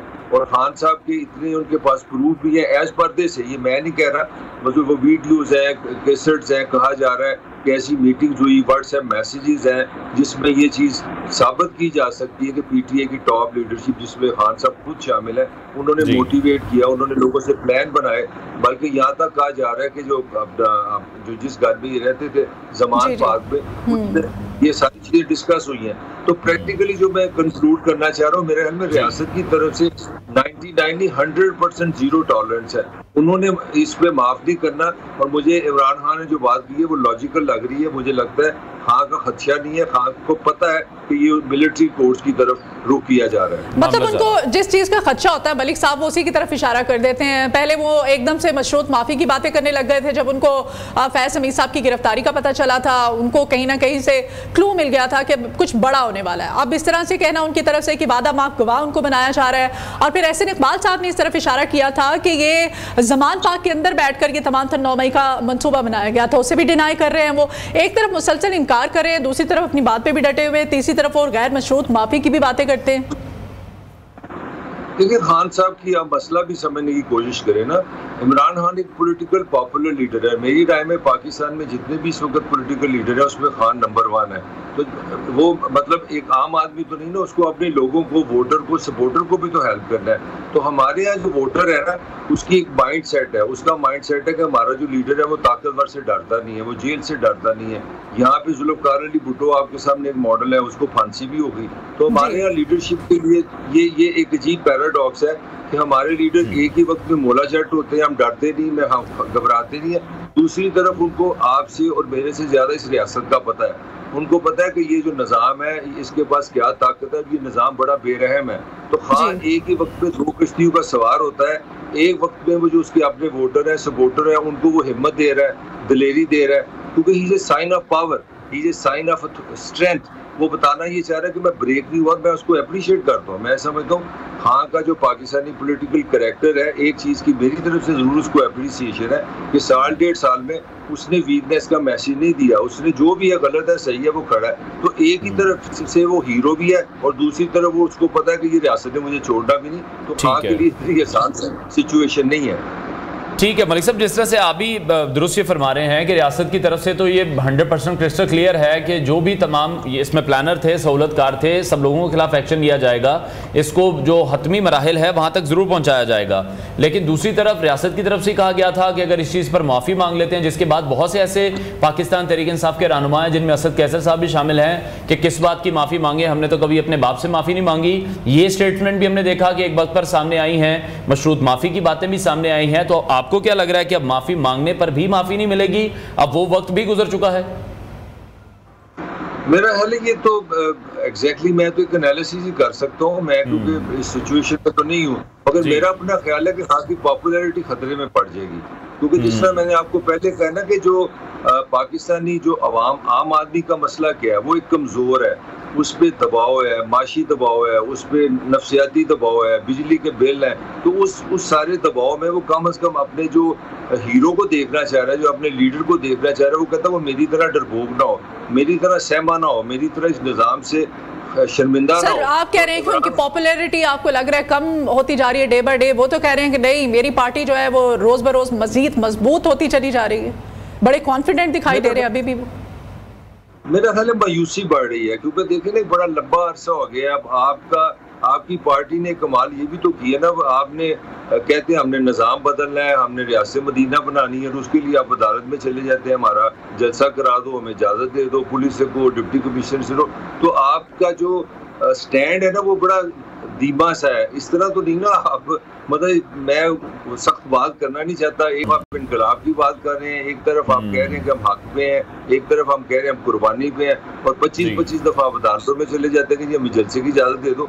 तो आपका ख्याल है कि अगर एक जज साहब ने यहाँ पे इनकलाब लाना है, जलसा करके इनकलाब लाना है, तो फिर ये कंपनी की मशहूरी है सारी, फिर तो कुछ नहीं होगा भाई, सीधी सीधी बात है। ठीक है मलिक साहब, दूसरी तरफ जब हमने देखा जनरल डॉक्टर फैज़ हमीद को फौजी तहवील में लिया गया, उसके बाद बहुत से ऐसे सियासी रहनुमा जिनकी जानिब से स्टेटमेंट भी आए, जिनमें ख्वाजा आसिफ हैं, मलिक अहमद भी हैं, और दोनों की जो स्टेटमेंट हमने देखा फिर उनमें तजाद भी हमें दिखाई दे रहा था। फिर अबसार आलम साहब ने एक टेलीफोनिक कॉन्वर्सेशन थी जनरल रिटायर्ड फैज़ हमीद के साथ, वो उन्होंने पब्लिक कर दी है। उसके बाद अता तारड़ हैं, उनकी भी कुछ स्टेटमेंट्स हैं, वो भी ये कह रहे हैं कि फैज़ हमीद का और बानी PTI का गठजोड़ था, और अब उस गठजोड़ को मजीद जो आगे बढ़ाया जा रहा है वो ये कहा जा रहा है कि साबिक चीफ जस्टिस साकिब निसार भी इसमें हैं, और वो ये मान भी चुके हैं कि टेलीफोनिक कॉन्वर्सेशंस उनकी भी जनरल डॉक्टर फैज़ हमीद के साथ होती रही हैं, लेकिन ऐसे किसी मामले में वो मुलविस नहीं थे। सन 9 मई में मुलविस नहीं थे, हुकूमत के नवाज शरीफ के दौर हुकूमत में जब उन्हें निकाला गया उसमें भी वो मुलविस नहीं थे। तो ये इल्ज़ामात अब हम देख रहे हैं कि साकिब निसार साहब पर भी लग रहे हैं। आपको लगता है कि वो भी इस जो तफ्तीश की जा रही है इसमें उनको भी शामिल किया जाएगा? देखिए, अगर आप नवाज शरीफ को अगर उसकी हिस्ट्री आप ट्रैक करें 2016 से, तो एक लफ्ज दिखता था मुझे क्यों निकाला, मुझे क्यों निकाला। अगर बड़ा गहराई में जो आपका सवाल है उसके पीछे मुझे दो जवाब नजर आ रहे हैं। मुझे उसमें ये जवाब नजर है, मुझे जनरल फैज़ और मुझे अपना साकिब निसार ने निकाला। तो नवाज शरीफ के बारे में मतलब पॉलिटिकली बहुत बड़ा पाकिस्तान का लीडर है, 3 दफा प्राइम मिनिस्टर रहा है, तो मुझे लगा कि उसकी जमात निकाल लो जी, जिन्होंने निकाला अब उनकी बारी आ गई है। इसीलिए अगर आप देखें तो उन्होंने एकदम अटैक किया, जितने भी आपने मुझे नाम लिए हैं ख्वाजा आसिफ के, वजीर इत्तलात के, तो उन्होंने अपना 2016 वाला गुस्सा निकाल लिया। तब आपको याद है उस जमाने का मशहूर जमाना एक फिक्रा था, किसी ने कहा वो हमारे जो अपना के जी किसी जर्नैल साहब ने कहा कि हमारी 2 साल की मेहनत ज़ाया होगी अगर आप ये फैसला नहीं करेंगे। तो एक दबे दबे लफ्जों में डायरेक्टली इनडायरेक्टली नून का एक केस है। नून का केस ये था कि हमें गैर आइनी तौर पे, गैर कानूनी तौर पे दबाव के साथ अदलिया ने किसी दबाव की तहत नवाज शरीफ को निकालना। और जो आपका सवाल है उसी में जवाब आ रहा है। इसीलिए मुझे काफ़ी ज़्यादा आपकी बात से मैं एग्री करूँगा कि साकिब निसार का नाम आएगा, उनको भी माफ़ी नहीं दी जाएगी, क्योंकि वो सवाल का जवाब वो देना आप चाह रहे हैं नवाज शरीफ अपने 8 साल के बाद मुझे इन दो ने निकाला, तो इसलिए वो ये इस डायरेक्शन में जा रहे हैं। सर फिर ये तो इंतकाम की सियासत तो चलती रहेगी ना, ये कहता है कि मुझे क्यों निकाला और दूसरी तरफ से ये कहा जाता है कि मुझे क्यों डाला अडियाला में, तो ये जो है ये दोनों तरफ से आवाज़ें इस तरह की आती रहती हैं। इमरान खान साहब को आप समझते हैं कि अगर मिलिट्री कोर्ट में पेश कर दिया जाता है तो पाकिस्तान तहरीक इंसाफ का मुस्तकबिल जो है वो क्या देख रहे हैं आप? देखिए, बड़ी बात है किसी भी पॉलिटिकल पार्टी का लीडर इस तरह जेल में चला जाए, वो पॉपुलर तो है मगर डेफिनेटली एक अंदर से एक मायूसी हो रही है। जो सच्ची बात ये है कि हम टीवी पे करें या ना करें, हमारे यहाँ पाकिस्तान का जो पॉलिटिकल वर्कर है उसको एक बात का बड़ा समझ है कि ये रियासत क्या किस डायरेक्शन में जाती है। बस हम लोग तो जर्नलिस्ट हैं, हमें पॉलिटिशियन से मिलकर पता चल जाता है। वो कहते हैं जी बस ताकतवरों की अब मर्जी नहीं, अब हम हुकूमत में नहीं आएंगे, अब हम हुकूमत में आएंगे। तो हमारे यहाँ सबसे बड़ी ट्रेजिडी ये है कि यहाँ का जो सियासी मंजरामा बदलता है, मेरा नहीं ख्याल वो वोट से बदलता है, वो इलेक्शन से बदलता है, वो यहाँ के बदलने के अंदाज डिफरेंट है। तो एक राज से जो आप जो आर्गूमेंट मेरे से कर रही हैं, मुझे उसमें रैशनैलिटी लग रही है, उससे पार्टी के अंदर कहीं ना कहीं ये फीलिंग आती जा रही है कि रियासत ने हमारे खिलाफ फैसला कर लिया है, हमारी बारी नहीं आएगी, हमें इस्लामाबाद की सीटें नहीं मिलेंगी, हम वजीर आज़म नहीं बनेंगे, हमें इक़्तिदार नहीं बनेगा। तो ये सियासी किसी भी सियासी जमात के लिए कोई इतना मुस्बत नहीं होता। आपके अंदर कहीं ना कहीं डिप्रेशन होगा, डेफिनेटली होगा इससे। ठीक है। और मलिक साहब, आप किस तरह से देख रहे हैं? पाकिस्तान तहरीक इंसाफ की तरफ से हम देख रहे थे कि तमाम स्टेटमेंट्स भी सामने आ रही थी कि अक्टूबर नवंबर में तैयारी पकड़ ली जाए, जलसे जुलूस भी होंगे और शायद दोबारा इंतखाबात भी हो सकते हैं। इस हवाले से कल भी जब बानी PTI ने बात की है, चीफ जस्टिस काजी फाइज ईसा का उन्होंने नाम लिया, उनके हवाले से भी गुफ्तगू की और कहा कि हुकूमत को डर यही है कि अगर जस्टिस ईसा चले गए तो फिर उनकी जो इलेक्शन चोरी का पर्दा है वो फाश हो जाएगा। तो आपको लग रहा है अक्टूबर नवंबर में हुकूमत के लिए कोई मुश्किल सिचुएशन हो सकती है? पाकिस्तान पीपल्स पार्टी भी इस पर कमेंट कर चुकी है कि अगर हुकूमत के लिए कुछ मुश्किल वक्त चल रहा है, मसाइल चल रहे हैं, तो उन्हें हमारे पास आना चाहिए था, हमसे डिस्कस करना चाहिए था। मेरा नहीं ख्याल हुकूमत के लिए कोई मुश्किल है। हुकूमत के लिए जो लॉटरी निकली है वो तो 9 मई निकली है। भाई आपकी रियासत जो है वो इमरान के सर पे सवार है। हुकूमत आराम से वो कहते हैं अपना मजे से सिगरेट पी के बैठे हुए हैं। ये सारी अल्फाज है, हुकूमत को कोई थ्रेट नहीं है। क्योंकि खान साहब को आपको याद होगा, खान साहब ने 3 लॉन्ग मार्च किए थे, 100 के करीब वो जलसे पहले भी कर चुके हैं। मेरा नहीं ख्याल उनको ये बात समझ ही नहीं आ रही कि जलसों से पाकिस्तान नहीं भाई बदलता, जलसों से पाकिस्तान नहीं बदलता। आपको तो जलसे भी किसी ने नहीं करने देने, उनको ये भी पता है। तो ये जो आप मुझे स्टेटमेंट दे रहे हैं ना, ये मीडिया कंजम्पशन के लिए होती हैं, ये हमेशा चलता है। सर लेकिन आप हुकूमत की बात कर रहे हैं, सॉरी आपको इंटरप्ट कर रही हूँ, तो हुकूमत के पास 9 मई के अलावा खेलने के लिए और कोई कार्ड भी तो नहीं है ना। अब इसके अलावा और वो आवाम को डिलीवर क्या किया है? आप IPPs की आप बात कर लें, आवाम पर जो है वो टैक्स डाला जा रहा है, महंगाई आपके सामने है, बिजली की कीमतें, पेट्रोल, तमाम तर सूरत हाल, और दूसरी जानिब IPPs को खरबों रुपए माफ कर दिए गए हैं। इस पर क्या कमेंट करेंगे? डिलीवर करेंगे, आवाम को रिलीफ देंगे तो ही कुछ बनेगा ना इनका। देखिए एक्सीलेंट, मैं आई मस्ट अप्रिशिएट यू, ये बड़ा ही खूबसूरत आपने एक बात की है जो आई विश के आप जैसे जर्नलिस्ट ज्यादा हमारे। देखिए सवाल ये है, मैं इस पे खान पे भी तनकीद करूंगा इमरान पे। इमरान ने ये जो 9 मई और फलाना जनरल बाजवा की बजाय अगर ये बिलों पे कंसिस्टेंट रहता, अगर ये महंगाई पे कंसिस्टेंट रहता, अगर ये बेरोजगारी पे कंसिस्टेंट रहता, तो मैं समझता हूँ वो बड़ा थ्रेट था। तो खान ने भी ये गलती की है, मेरी राय है, ये मैं समझता हूँ। मैं आपके सवाल की तरफ बेसिकली कह रहा हूँ कि आपने इतना सही कहते हैं ना, सही चीज को छेड़ा है और ये PTI की खामी है। आप देखें जमात इस्लामी ने थोड़ी सी स्पेस ली, उन्होंने धरना दिया तो फौरन वो मेन स्ट्रीम पे आ गए। असल जो बात की है वो आपने कर दी है। पाकिस्तान का जो मसला है वो साकिब निसार की गिरफ्तारी नहीं है, पाकिस्तान का मसला इमरान खान की अपना पॉलिटिकल रिहाई नहीं है या जेल वो मिलिट्री कोर्ट में जाता है, वो मसला नहीं होगा। मगर जो असल सियासत है वो तो आम आदमी की होती है। मुझे जुल्फ़िकार अली भुट्टो की बड़ी खूबसूरत एक बात याद आती है हमेशा ही कि ताकत का सरचश्मा अवाम है, और ये अवाम के लिए सारी सियासत हो रही है। ये फौज उसी के लिए बनी है, ये मुल्क उन्हीं के लिए बना है, ये टीवी उन्हीं के लिए बना है। आप ये शो कर रहे हैं, ये मेरे लिए नहीं कर रहे, मैं आपके लिए नहीं कर रहा, हम अवाम के लिए कर रहे हैं। तो अवाम तो फंसी हुई है महंगाई में, अवाम तो फंसी हुई है बेरोजगारी में। सिंपली जाते जाते एक मैं कमेंट को 10 दफा आपके शो में किया, मैं हमेशा एक बात कहता हूँ, इस बिजली के रेट्स की होते हुए पाकिस्तान एक नॉर्मल हेल्दी नफ्सियाती जज्बाती माशरा नहीं रह सकता। आप लिख लें, जो मर्जी कर लें आप। ठीक हो गया। लेकिन मलिक साहब, आप किस तरह से देख रहे हैं कि यकीनी तौर पर पाकिस्तान तहरीक इंसाफ भी अगर डिलीवर नहीं कर पाई है तो क्या ये मौजूदा हुकूमत अब डिलीवर कर पाएगी? क्योंकि इनके बारे में तो यही कहा जाता है 35 से 40 साल से ये इसी सिस्टम में मौजूद रहे हैं किसी ना किसी शक्ल में। 3 बार नवाज शरीफ खुद वजीर आजम रह चुके हैं, शहबाज शरीफ 2 बार वजीर आजम बन चुके हैं, मुतअद्दिद बार वजीर आला बने हैं। पूरा खानदान है जो इस सिस्टम को चला रहा है। इस बार सिस्टम को चला सकेंगे? इन्हें इतना कुशन दिया जाएगा? सवाल ही पैदा नहीं होता, क्योंकि ये निज़ाम जो है इसमें गुंजाइश ही नहीं है। इस निज़ाम में आपके पास पॉलिटिकल या वजीर आज़म के पास वो ताकत नहीं है कि वो इस निज़ाम को बदल सके। आपको फंडामेंटल चेंजेस की जरूरत है। आपको फंडामेंटल IPPs वाले कौन है? सारे खुद तो हुक्मरान है। आपकी अपनी हुकूमत के IPPs है।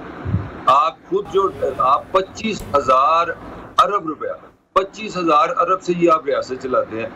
आज अभी आपके प्रोग्राम से पहले जब मैं आपका टीवी देख रहा था, अभी मैं जो टिकर देखे है, बांग्लादेश के जो सदर बना है उसको समझ आ गई। उसने पता नहीं कितने हजारों मुलाजिम निकाले हैं, महकमे खत्म किए हैं। पाकिस्तान का भाई जो असल मसला है ना, ये निज़ाम ही बहुत हैवी है। 25,000 अरब रुपए आपको चाहिए सिर्फ ये मुल्क चलाने के लिए, जिसमें आपकी फौज है, 36 फेडरल मिनिस्ट्री है, असेंबली है, सूबे हैं। और यार 25,000 अरब चाहिए आपको पाकिस्तान की रियासत चलाने के लिए। जरा 1 मिनट मुझे दे दो। 12,500 अरब रुपए आप टैक्स लेते हो, 400-500 अरब आपको ना मिल जाता है सूबों से। यानी कि आप दोनों को मैं कहता हूँ कि भाई 2,000 रुपए मैं आपको देता हूँ, इसमें आपने मुल्क चलाना है। मुल्क चलाने के लिए आपको कितनी चाहिए? 25,000, यानी कि 5,000 अरब आपको वहाँ नहीं है। मुझे आप इसमें बता दो, इस स्ट्रक्चर में पाकिस्तान की आवाम किधर गई, सेहत किधर गई, तालीम किधर गई, इंफ्रास्ट्रक्चर किधर गया? ये मुमकिन ही नहीं है। आप नवाज शरीफ छठ के अल्लाह माफी दे, मैं पता नहीं क्या कहने लगा था। आप जिसको मर्जी ले आए इस निज़ाम के, इस स्ट्रक्चर में कुछ नहीं हो सकता। ये निज़ाम सारे का सारा रियासत को जिंदा रखने के लिए है। तो सर, अगर ये लोग आप जो कमेंट कर रहे हैं, इससे यही जाहिर हो रहा है कि तजुर्बात के हम मजीद मुतामिल नहीं हैं। ये हमारे जो मौजूदा हुक्मरान हैं और पहले हुक्मरान थे, ये डिलीवर नहीं कर सके हैं। अभी मौजूदा जो इस वक्त सिचुएशन है उसमें टैक्सेस की भरमार है। बिजली आपके सामने है, बिजली का 1 यूनिट जो है एक आम सारिफ को कितना पड़ रहा है, इंडस्ट्री को कितनी मुहैया महंगी की जा रही है। और 100 से ज़ायद सिर्फ फैसलाबाद की बात करें तो वहाँ पर SM तनवीर साहब की जानिब से ये कहा गया है कि 100 से ज़ायद सनतें जो हैं सिर्फ फैसलाबाद में बंद हुई हैं। कोई तहरीक अगर चलती है तो वहां पर आप क्या देखते हैं कि वाकई कोई बड़ी तब्दीली रूनमा होगी या हुकूमत के खिलाफ बड़ी तहरीक कोई शुरू हो जाएगी? पूरे मुल्क में इस वक्त 100 से ज़ायद सनतें बंद हो चुकी हैं। देखिए, जितनी मायूसी है, जितनी बेरोजगारी, उससे चीजें तो नॉर्मल नहीं होंगी। ये ठीक है, डंडा सोटा आप चलाते रहेंगे, आप लोगों को गिरफ्तार कर सकते हैं, केसेस कर सकते हैं, लोग डर जाएंगे, मगर लोग खुश नहीं रह सकते इस निज़ाम में। मैं जो आपको बार बार कह रहा हूँ, मुझे एक लास्ट कमेंट में आपसे आप करता चलूँ।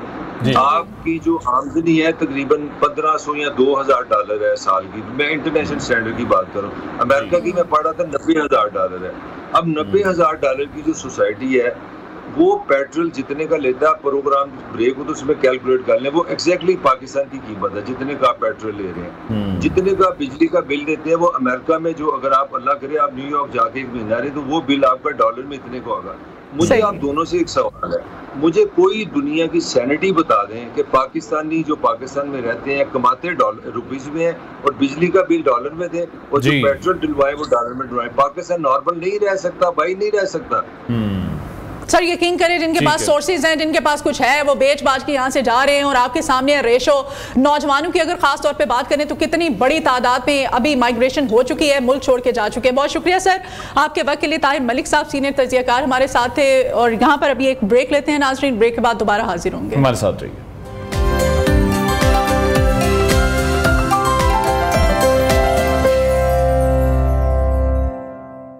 Welcome back. New Pakistan social protection authority एक ऐसा सरकारी इदारा है जो पाकिस्तान में मुआशरती फलाह बहबूद और समाजी तहफ़्फ़ुज़ के फ़रोग़ के लिए काम कर रहा है। इसका मकसद मुल्क के नादार, कमज़ोर और पसमानदा तबक़ात की मदद करना और उन्हें मुआशरती धारे में शामिल करना। ये इदारा मुख्तलिफ़ हुकूमती और गैर हुकूमती तंजीमों के साथ मिलकर काम करता है ताकि मुआशरती फलाह बहबूद के प्रोग्राम्स को अमली जामा पहनाया जा सके। सोशल प्रोटेक्शन अथॉरिटी के तहत चलने वाले मनसूबे गुर्बत के खात्मे, सेहत की सहूलियात की प्राप्ति, तालीमी इमदाद और बेरोजगार अफराद के लिए माली मुआवनत जैसे अहम मौज़ूआत पर मरकूज है। इस इदारे का कहा मकसद ख़वातीन, बच्चों, बुजुर्गों और माजूर अफराद को खुसूसी मदद फराहम करना है ताकि वो भी मुआशरती तरक्की में अपना हिस्सा डाल सकें।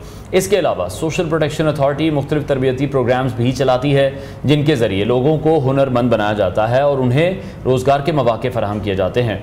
ये इदारा ख़वातीन के लिए खुसूसी प्रोग्राम्स का इनेकाद भी करता है, जिनमें कारोबारी तरबियत, कर्ज़ों की फराहमी और कानूनी तहफ़्फ़ुज़ शामिल हैं। जहां आरा भट्टू, जो इस वक्त सोशल प्रोटेक्शन अथॉरिटी की चेयरपर्सन के तौर पर खिदमात अंजाम दे रही हैं, पाकिस्तान में मुआशरती फलाह बहबूद के फ़रोग़ की अलंबरदार हैं। जहां आरा भट्टू जैसे पुरज़्म रहनुमाओं की क़यादत में सोशल प्रोटेक्शन अथॉरिटी किस तरह पाकिस्तानी अवाम की खिदमत में मसरूफ़ है, इस हवाले से हमने स्टूडियोज़ में उन्हें दावत दी है। आपकी उनसे मुलाकात भी करवाते हैं। जहारा साहिबा, बहुत शुक्रिया आपके वक्त के लिए। Welcome to new Pakistan. सबसे पहले Anwar, thank you Madiha. You welcome ji. सबसे पहले तो ये जानना चाहेंगे कि सोशल प्रोटेक्शन अथॉरिटी की चेयरपर्सन के तौर पर काम करते हुए वो कौन से ऐसे बड़े मंसूबे हैं जो आपने शुरू किए हैं जो कि आपके लिए बहुत ज़्यादा इंपॉर्टेंट हैं? सबसे पहले तो मैं आपका शुक्रिया अदा करती हूँ क्योंकि आपने बहुत ही ज़बरदस्त इंट्रोडक्शन करवाया है अथॉरिटी का, और मुझे खुशी हुई है कि आपने अपना होमवर्क किया है हमारे काम के ऊपर। सोशल प्रोटेक्शन अथॉरिटी अनवार ये गवर्नमेंट ऑफ पंजाब की अथॉरिटी है और हमारा मैंडेट है कि हम लोगों के समाजी तहफ़्फ़ुज़ के लिए हुकूमत पंजाब के जो प्रोग्राम्स हैं उसको हमारी अथॉरिटी जो है वो चलाती है। और इसमें ख़ास तौर पर जो बहुत बड़ा प्रोग्राम है वो तालीम के हवाले से है। मैं ख़ुद भी ये समझती हूँ कि कोई भी माशरे में तब तक तब्दील नहीं हो सकता जब तक उसमें हम तालीम नहीं फराहम करेंगे। बिल्कुल दुरुस्त है। तो तालीम जो है उसके हवाले से हमारा बहुत बड़ा प्रोग्राम चल रहा है, ज़िव्र तालीम। उसके अलावा माँ और बच्चे की सेहत, तालीम और सेहत इंसानी हकूक़ में जो है वो फंडामेंटल राइट्स हैं वैसे भी जी। तो हमारा प्रोग्राम जो आगोश है वो साउथ पंजाब में चल रहा है, जो कि माँ और बच्चे की सेहत पर है, जिसमें ख़ास फोकस किया जाता है हेल्थ पर। उनको मदर के प्रेग्नेंट होने से लेकर फिर बच्चे की वैक्सीनेशन तक, जब तक वो 2 साल का नहीं हो जाता तो तब तक उनको स्टाइपेंड दिया जाता है ताकि वो अपनी सेहत पर तवज्जो दे सकें। तो ये दोनों प्रोग्राम मैं समझती हूँ कि गवर्नमेंट ऑफ पंजाब के बहुत ज़बरदस्त प्रोग्राम्स हैं और माशाल्लाह हमारी कोशिश है अभी तक तो बहुत कामयाबी से चल रहे हैं। जब से मैंने चार्ज संभाला है अथॉरिटी में तो मैंने भी इनको बहुत फोकस किया है। और इसके अलावा भी हमारे प्रोग्राम्स हैं जिनमें कि बुज़ुर्गों के लिए प्रोग्राम है, फिर डिसेबल के लिए है, उसके अलावा ट्रांसजेंडर्स के लिए है, फिर एक बहुत ख़ास प्रोग्राम है जो कि तेज़ाब का शिकार हो जाने वाले जो अफराद होते हैं उनके लिए है। तो ये तमाम काम जो है हमारी अथॉरिटी कर रही है। तो आप किस तरह से इनकी हेल्प करती हैं? इनको आप माली मुआवनत तो आप इनकी करते हैं, आप इनकी लर्निंग, इनकी ग्रूमिंग किस तरह से, मतलब कोई कैंप्स बनाए जाते हैं उसमें इनको कोई तालीम दी जाती है एजुकेशन के थ्रू? आपका मतलब ये काम किस तरह से आप कंटिन्यू रखें? मदीहा, ये सारे प्रोग्राम्स जो हैं इनमें डिफरेंट क्राइटेरियाज़ हैं। जिस तरह जो तालीम का प्रोग्राम है वो बच्चियों के लिए है, क्लास 6 से लेके जो मैट्रिक तक बच्चियां हैं और इंतहाई जो गरीब माँ बाप हैं जो अपनी बच्चियों को नहीं स्कूल भेजते। आपके इल्म में है कि देहाती इलाकों में तो ख़ास तौर पर ये होता है कि जो पेरेंट्स होते हैं वो बेटों को स्कूल भेजते हैं, वो कहते हैं ये पढ़ लें, और बच्चियों से वो घर का काम काज करते हैं और वो घर का काम काज करेंगी, उसके बाद उनकी अर्ली एज में शादी कर देंगे। तो ये हुकूमत का प्रोग्राम ख़ास तौर पर उन इंतहाई गरीब लोगों के लिए जो बच्चियों को स्कूल नहीं भेज सकते, तो उनको फिर माहाना स्टाइपेंड दिया जाता है ताकि वो अपनी बच्चियों को स्कूल भेजें। और इसकी वजह से, इस प्रोग्राम की वजह से बहुत ज़्यादा जो है वो स्कूलों में बच्चियों की जो है वो एनरोलमेंट बढ़ी है। ठीक है। और सोशल प्रोटेक्शन अथॉरिटी के हवाले से मैं एक डिटेल भी यहाँ पर अपने पास देख रहा था कि मुख्तलिफ हुकूमती और गैर हुकूमती तंजीमों के साथ मिलकर आप काम कर रहे हैं। इसको थोड़ा सा हमें डिफाइन करके बताइएगा कि गैर हुकूमती तंजीमें कौन सी हैं, जो डिफरेंट NGOs हैं वो भी इसमें आपके साथ शामिल हैं? इसमें हुकूमती जो इदारे हैं वो जिस तरह हमारे प्रोजेक्ट्स चलते हैं उसमें हमारे साथ मिनिस्ट्री ऑफ एजुकेशन मिनिस्ट्री है, फिर हेल्थ मिनिस्ट्री है, सोशल वेलफेयर के साथ हमारे प्रोग्राम्स हैं, PND हमारा डिपार्टमेंट है जिसके साथ हम मिलके काम कर रहे हैं। ज़ाहिरी बात है कि चीफ मिनिस्टर पंजाब जो हैं वो पूरे सूबे की इस वक्त उसको लीड कर रही हैं। ख़वातीन के लिए तो वाकई बिल्कुल, और ख़वातीन के लिए एक ख़ातून होने के नाते उनका बहुत फोकस है कि ख़वातीन की मदद की जाए और ख़वातीन के हवाले से प्रोग्राम्स बनाए जाएं। तो वो ख़ास तौर पर हमारी अथॉरिटी के प्रोग्राम्स को देख रही हैं। अभी बहुत बड़ा जो इनिशिएटिव PSCR का जो पंजाब सोशल इकोनॉमिक रजिस्ट्रेशन शुरू हुई है, तो उसमें हमारी अथॉरिटी का बहुत बड़ा रोल है। हमने उस पर काम किया है और अभी भी उसको मॉनिटर कर रहे हैं। वो सारे हमारे पूरे पंजाब के सूबे में चल रही है। उसके अलावा हमारे साथ जो NGOs काम करती हैं, मुख्तलिफ वर्ल्ड बैंक हमारे साथ जो है वो हमारे जो साउथ पंजाब में आगोश प्रोग्राम चल रहा है, बुनियाद चल रहा है, उसमें वर्ल्ड बैंक ये हमारा बहुत बड़ा प्रोजेक्ट है। और अल्लाह का शुक्र है कि 1 साल से इस प्रोजेक्ट में बहुत तेज़ी आई है और अभी उनकी रिपोर्ट आई है जिसमें कि हमारी अथॉरिटी के काम को सराहा गया है। लेकिन सोशल प्रोटेक्शन के हवाले से आप फिर क्या देख रही हैं कि पाकिस्तान को फिर किन बड़े चैलेंजेस का सामना है, और आपकी भी जो अथॉरिटी है उसको भी मुख्तलिफ चैलेंजेस का सामना करना पड़ता होगा, उनको किस तरह से आप डील करेंगी? पाकिस्तान को तो देखिए सबसे बड़ा जो चैलेंज का सामना है वो है गुर्बत।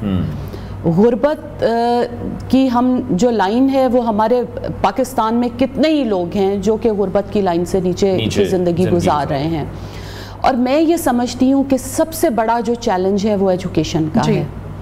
एजुकेशन वो वाहिद एक ऐसा ज़रिया है जिससे कि हम अपने आम लोगों को, अपने गरीब लोगों को एक ख़ास सतह से ऊपर लेकर आ सकते हैं, अवेयरनेस दे सकते हैं। उसके अलावा कोई ऐसा तरीका नहीं है जिससे कि लोगों की ज़िंदगी बदल सकती है।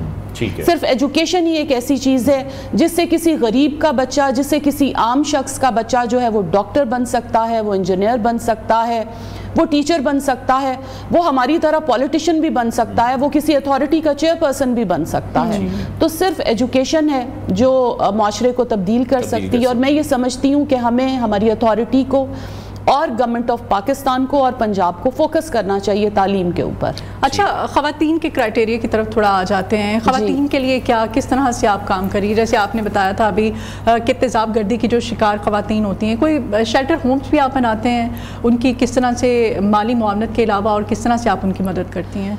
मदीहा, हमारे जितने भी प्रोग्राम्स हैं वो कोई जेंडर बेस्ड नहीं है, उसमें सबकी मदद की जाती है।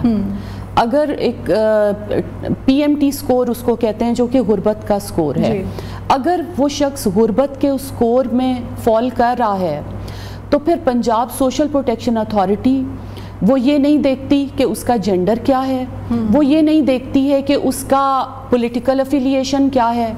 हमारे पास कोई भी शख्स है, उसका किसी भी सियासी जमात से ताल्लुक़ है, उसका किसी भी फ़िरके से ताल्लुक़ है, उसका किसी भी जेंडर से ताल्लुक़ है, हमने उसकी मदद करनी है।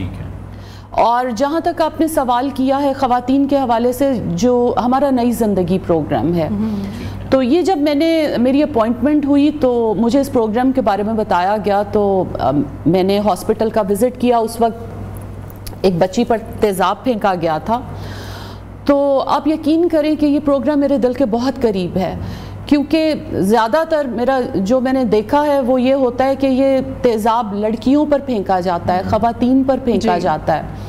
और उसकी वजह ये होती है, मेरी जितनी भी बच्चियों से मुलाकात हुई है, जितनी भी ख़वातीन से मुलाकात हुई है, वो सब अपनी ज़िंदगी में आगे बढ़ रही होती हैं, वो सब अच्छी तालीम हासिल कर रही हैं, उनके ज़िंदगी में ख्वाब हैं, वो कुछ बनना चाहती हैं।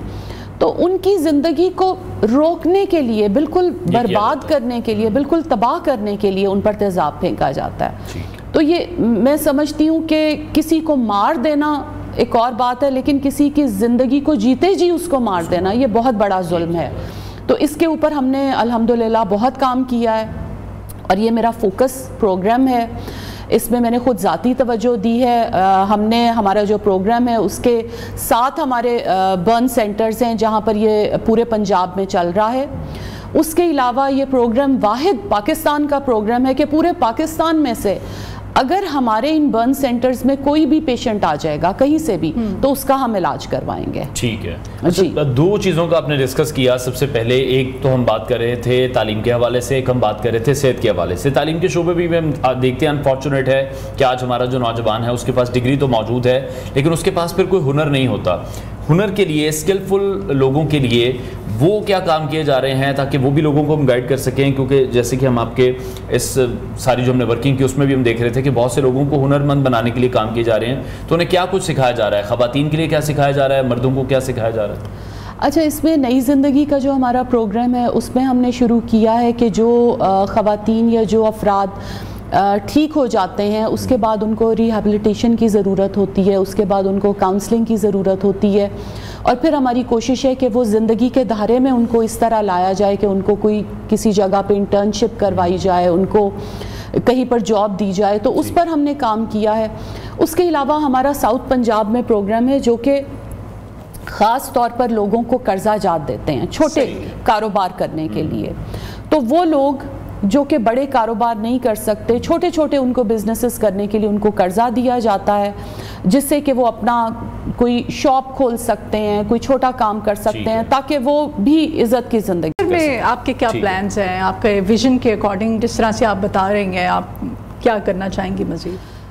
मदीहा, मेरा vision Punjab social protection authority के हवाले से है। मैं ये चाहती हूँ कि हमारे पास जो मैंडेट है, हमारे पास जो गवर्नमेंट ऑफ पंजाब हमें जो फ़ंड्स फराहम करती है, वो फ़ंड्स मुस्तहिक अफराद तक शफाफियत से, ट्रांसपेरेंसी, बिला किसी तफरीक के, शफाफियत से और जल्द अज जल्द उन तक पहुंचने चाहिए।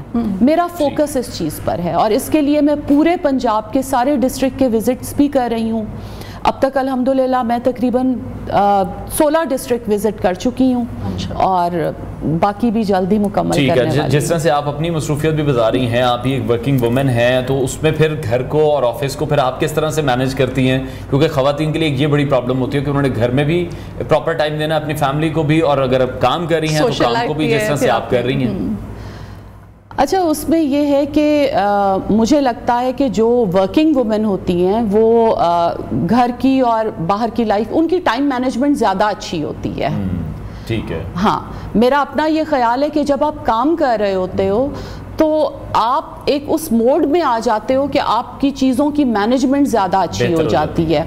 आपको होता है कि मैंने काम को भी अपने टाइम देना है, मैंने अपने पेरेंट्स को भी टाइम देना है, मैंने अपने बच्चों को भी टाइम देना है, मैंने अपने घरेलू अपने दोस्तों को भी वक्त देना है। तो टाइम मैनेजमेंट तो आपको करनी पड़ती है, मुश्किल होती है। ख़वातीन के लिए मैं समझती हूँ कि मुश्किल है, क्योंकि एक बड़ा वो मैं हंसती होती हूँ कि जब मर्द घर आते हैं ना तो वो बड़े आराम से कहते हैं कि हाँ भाई मैं तो बहुत थक गया हूँ, आज बहुत थक गया हूँ, और उसके बाद वो कोई आपकी बात भी नहीं सुनना चाहते होते। लेकिन ख़वातीन का ये होता है कि वो घर आकर ये नहीं कह सकती कि हम थक गए हैं आज, क्योंकि उन्होंने घर आकर एक और रोल में चले जाना है। उन्होंने एक बेटी के रोल में चले जाना है, उन्होंने माँ के रोल में चले जाना है, उन्होंने अपने घर को संभालना है, अपने घर के मामलात भी देखने हैं। तो ख़वातीन का ये रोल है, लेकिन मैं समझती हूँ कि अगर आप चाहो तो आप बड़े अच्छे तरीके से इसको निभा सकते हो। अच्छा, जो हमारी यंगस्टर्स हैं, गर्ल्स ख़ास तौर पे जो आपको देख रही हैं, सुन रही हैं, उनके लिए क्या मैसेज क्या देना चाहती हैं, जो आपको अगर आपको ज्वाइन करना चाहती हैं आप की और यहाँ आप जैसा बनना चाहती हैं, क्या कहना चाहेंगे उनको? देखिए, मैं सिर्फ ये उनको कहना चाहती हूँ कि जो आपके ख्वाब हैं, जो आपका विजन है, जो आप ज़िंदगी में बनना चाहते हो, उसको कभी भी गिव अप ना करो। ठीक है। उसको कभी भी उसको गिव अप ना करो। आपको दुनिया कुछ भी कहती रहे, आपको जितना भी डिस्करेज करने की कोशिश करें, अपने जो ख्वाब हैं उनको लेकर चलना चाहिए और उनको ज़रूर पूरा करना चाहिए। ठीक है। अच्छा, जो मौजूदा सियासी सूरत हाल है उसको आप किस तरह से देख रही हैं, और आपको लग रहा है कि पाकिस्तान की जो मौजूदा सियासी सूरत हाल है मुस्तकबिल में, उसमें अब आप कुछ बेहतरी देख रही हैं कि आएगी? उम्मीद है, क्योंकि हमसे जब भी लोग मिलते हैं तो फिर यही पूछते हैं कि आगे क्या होने जा रहा है पाकिस्तान में, अब मज़ीद क्या चेंजेस आने वाले हैं, क्या बेहतरी होने वाली है? मेरा ये ख़याल है कि पिछले कुछ सालों में पाकिस्तान बहुत ही सियासी तौर पर, और मैं ये समझूंगी कि समाजी तौर पर भी, मुआशरती तौर पर भी हम बड़े डिक्लाइन का शिकार हुए हैं। और डिक्लाइन का शिकार इसलिए हुए हैं कि कुछ ऐसी सियासी कुव्वतें सामने आईं जिन्होंने कि हमारे नौजवान नस्ल की जो सोच है उसको बहुत बिगाड़ कर रख दिया है। मैं ये समझती हूँ, मेरी ये ज़ाती सोच है। और जो कौम है वो नौजवानों से ही तो बनती है, और हमारा जो एक कौम का नज़रिया है वो ख़त्म कर दिया गया। हमें बिल्कुल एक छोटे छोटे ग्रोहों में बांट दिया गया, डिवीज़न, बहुत बड़ी डिवीज़न हो गई। तो मैं ये समझती हूँ कि इस वक्त पाकिस्तान को जुड़ने की ज़रूरत है। हम सबको एक कौम की तरह सोचने की ज़रूरत है। देखिए, याद रखें, पाकिस्तान है तो हम सब हैं। अगर जहारा वटू नहीं है तो पाकिस्तान में तो रहना है। कोई भी चीज़ किसी शख्स पर ख़त्म नहीं होती, वो कोई भी लीडर है, वो कोई भी सियासी जमात है, उस पर पाकिस्तान नहीं ख़त्म हो सकता। पाकिस्तान की सालमियत, पाकिस्तान की इज़्ज़त, पाकिस्तान का दुनिया में मकाम, वो सबसे बेहतर है, वो सबसे आगे होना चाहिए। और हमारी नौजवान नस्ल को भी ये सोचना चाहिए कि हमें पाकिस्तान के लिए सोचना है, किसी फ़र्द वाहिद के लिए नहीं, और उसके लिए काम करना है। ठीक है। ख़वातीन के हकूक़ की कुछ बात कर लेते हैं। ज़ाहिर है मैं चाहती हूँ कि आप भी फीमेल हैं, इस मौके का फ़ायदा उठाना चाहिए ना। तो ख़वातीन के हकूक़ के हवाले से हमारा जो मुआशरा है, जो अभी हमें लोग देख रहे हैं, सुन रहे हैं, मर्दों को ख़ास तौर पे आप क्या पैगाम देना चाहती हैं? मदीहा, ख़वातीन के हकूक़ की जहाँ पर भी बात होती है ना, तो मैं ये समझती हूँ कि ख़वातीन को जब तक फाइनेंशियली उनके राइट्स नहीं दिए जाएंगे, एक तो उनको, अगर आप हकूक़ की बात करें जी, तो ख़वातीन को सबसे पहले उनके फाइनेंशियल राइट्स मिलने चाहिए, वो इनहेरिटेंस राइट्स हों, उनको काम करने की इजाज़त हो, वो अपना अर्न कर सकें, वो अपने पाँव पर खड़ी हो सकें।